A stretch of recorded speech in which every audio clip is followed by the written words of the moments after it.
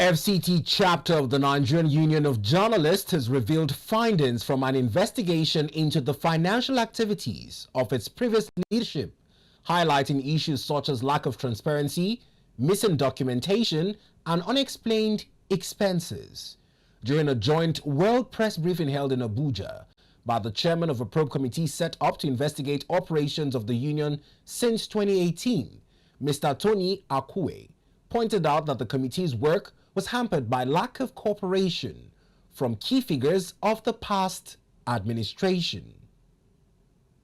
Now, from correspondence from the council to him, he had offered to pay for that hall, for that building, to pay 24.5 million for that building.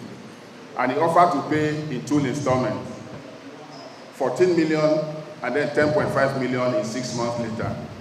But the then ESCO told him, they wrote him a letter that they will only accept a one-off payment.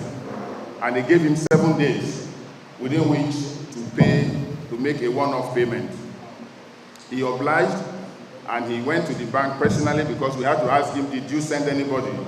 He went to the bank personally and made a lodgement of 24.5 million into the NUJ account.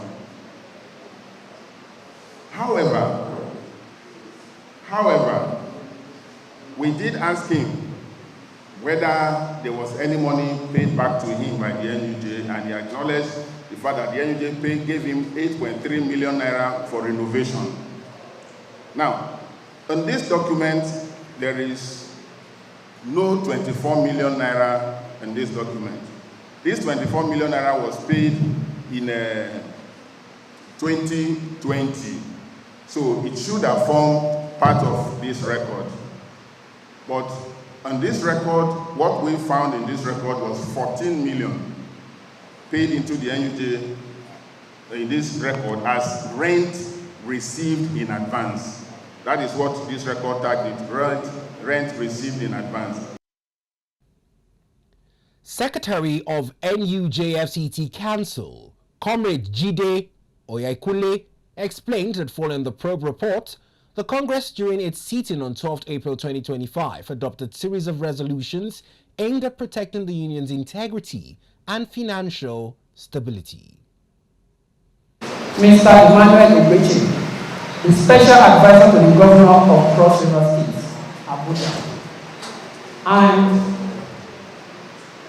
Mr. Patch, an editor Abuja Enquirer newspaper, is also the editor of Abuja Enquirer newspaper. Then Mr. Patrick Osadebanwa, the immediate past chairman of the council, who is also a staff of the Nigerian Tribune newspaper, and Mr. Uchiaka Ugu, the former secretary of the council, who is also a staff of the People's Daily newspaper.